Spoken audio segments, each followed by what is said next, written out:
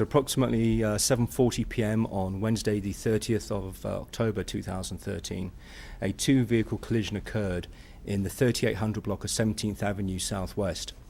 At that time, a 1997 Dodge Neon with 4 occupants was traveling westbound erratically. As the vehicle entered the 3800 block, for reasons that are still being determined, the vehicle started to rotate and slid across the median. In the westbound lane was a 2011 Jeep Grand Cherokee, again containing 4 occupants. The driver of that vehicle tried to avoid the collision and was unfortunately unable to do so. The Jeep Cherokee struck the Neon on the rear passenger side quarter. As a result of that collision, a 32-year-old female and a 37-year-old male in the Neon died at the scene. A 35-year-old male was transported to hospital where he succumbed to his injuries, and the driver of the vehicle, a 47-year-old male, is still in hospital with critical condition, so with critical injuries. The occupants of the Grand Cherokee all sustained minor injuries and were later released from hospital after being treated. At this time, there have been 33 collisions in Calgary. Fatality collisions in Calgary, resulting in 36 deaths. Of those 33 collisions, 18 have involved alcohol.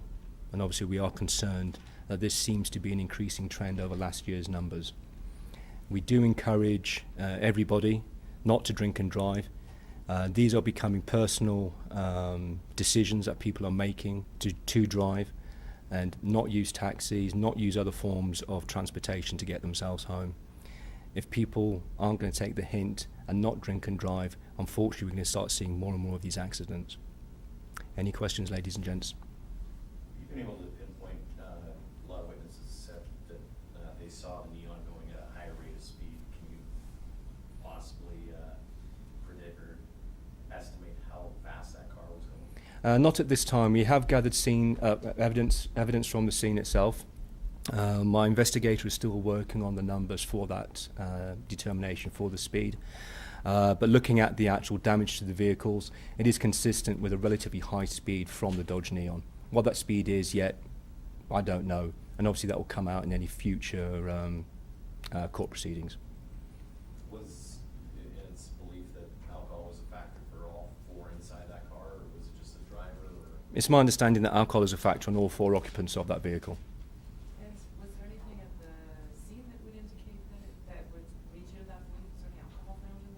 I can't comment on that at the moment. Sorry, Nadia. Do you know where they were earlier? I'm afraid I don't know that one at the moment either. And that's something that we would encourage anybody who does have information regarding to this collision as to the movements of the 4 people to please come forward and provide us with that information. Unfortunately, the 4 people, well, 3 of them can't talk to us at all, and the 4th one is still sedated in hospital. We do want to try and find out what their movements were during the evening. And anybody with information is encouraged to come forward either through the 266-1234 number or anonymously through Crime Stoppers. You mentioned the increasing trend over last year. Do you know why? Are there more? No, we don't know why. Last year we had 14 collisions fatality collisions involving alcohol. This year we've got 18. The question was asked to me earlier on, why are there more motorcycle fatalities this year compared to last year? I don't know. It just seems to be the trend that's happening this particular year. Next year, those numbers could well be a lot lower. Does something need to be done? Will there be plans in place does there need to be maybe more checkpoints, or will this be a conversation you'll be having in your department? Does something need to be done? Well, we do have the enhanced check stops coming in soon on the approach of the Christmas period. Obviously, our colleagues in MAD, Canada, they send out the message continuously. Every time we unfortunately have one of these accidents, we're again repeating the same information. Don't drink and drive. It's as simple as that. But again, people seem to be of the opinion that it's not going to happen to me. It's somebody else's problem. I will be okay. You're not going to be okay. It takes one person to end the life of somebody else, and it's happening too much at the moment. So are you saying you won't make any changes to the enhanced check stop? I won't, not my rank, but my senior officers are making those decisions. At the moment, the enhanced check stop program does seem to work, and like I said, we are starting that again in the beginning of December. And can I ask, you said believed to be involved, or alcohol is believed to be involved? At this point, we're confident that alcohol is a factor in this particular collision. And why? Why do you say that? That's what I'm saying at the moment. Alcohol is a factor in this collision. Did you have either breathalyzer or blood tests done? I can't really go into that one at the moment, Nadia. Sorry. Can you tell me the individuals in the neon, were the 3 passengers, were they wearing seatbelts? From my recollection from last night's events, the driver and the front seat passenger were wearing seatbelts. I'm not too sure about the rear seat passengers. The vehicle was quite badly damaged from the collision, as I'm sure you've seen from your earlier footage. But certainly the two passengers in the front of the vehicle were apparently wearing seatbelts.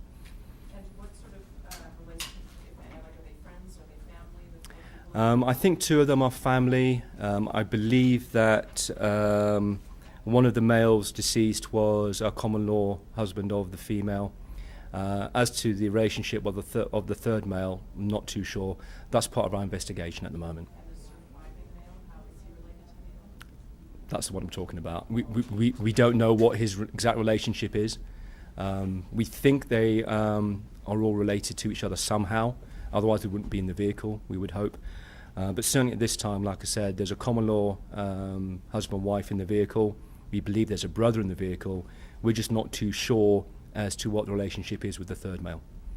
The third male that's alive, or?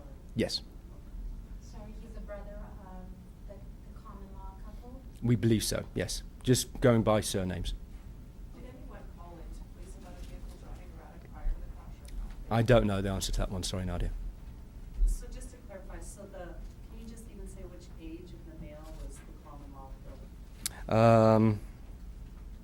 I believe it was the 35-year-old male was common law with a 32-year-old female. And the brother was the brother of the male, or the brother of the? We think it's the female.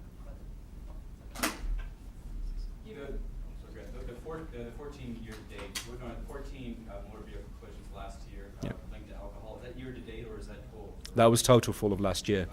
So this year we're at 18 and we've still got 2 months to go. So obviously I'm quite concerned that that number may rise before the end of the year. Anything else, A guys? little bit, you say concerned, frustrated as well, maybe a little? A little bit, yes, because it's my officers generally are the ones that have to go and reconstruct these collisions and investigate these collisions. To be honest, this year I'm fed up to the back teeth of having to go to another fatality involving alcohol. And especially, in this situation, it seems like they weren't 18-year-old kids. No, they weren't, and thanks for bringing that up.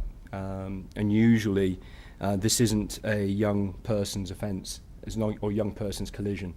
These are middle-aged people who are going out and drinking and driving, and they think it's okay.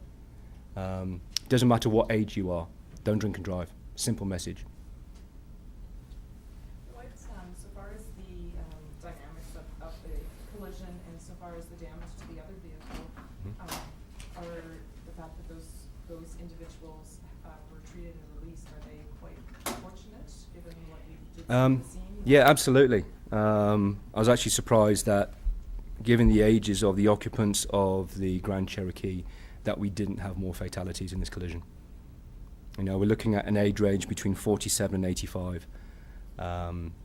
Very surprised that nobody in that vehicle was seriously hurt. And do you have just a little bit of color in regards to whether they were a family or where they were going? No, I don't, unfortunately. My understanding is they were just leaving a meal out and were going home. And that's all I've really got about them, their movements. So what, and this is probably a stupid question, but what are people who don't drink and drive supposed to do when you're sharing streets with people like this?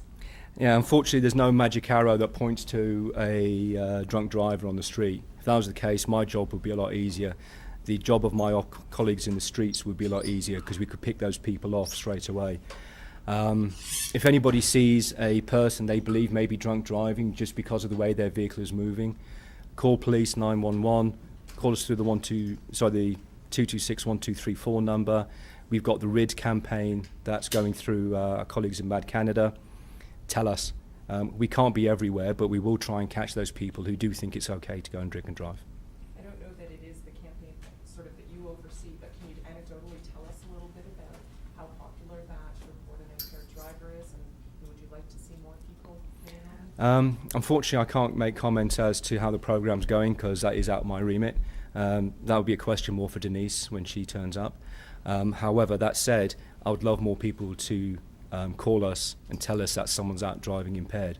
If I can catch somebody and deal with them for driving whilst impaired before it leads to a fatality collision, I'd rather do that than deal with the consequences of that collision. Do you know if the gentleman who, it's impaired driving charges are pending, right? Absolutely, yeah. Do you know if he was conscious at all, or if there's any interaction he's had with officials, or not yet? I don't know. Sorry. And the charges would be within the next few days? A lot of it depends on how he does in hospital. He's currently still critical in hospital at this time, though I do believe he's stable. Obviously, with this type of investigation, we have to do tests, we have to do toxicology tests to confirm whether or not alcohol is a factor. Once we get those results, obviously we will liaise with the Crown and, upon their recommendation, lay the appropriate charges in this matter. And are all the individuals who are deceased from Calgary, the Calgarians? Good question. I don't know. So we're still working on actually formally identifying all the occupants of the vehicle.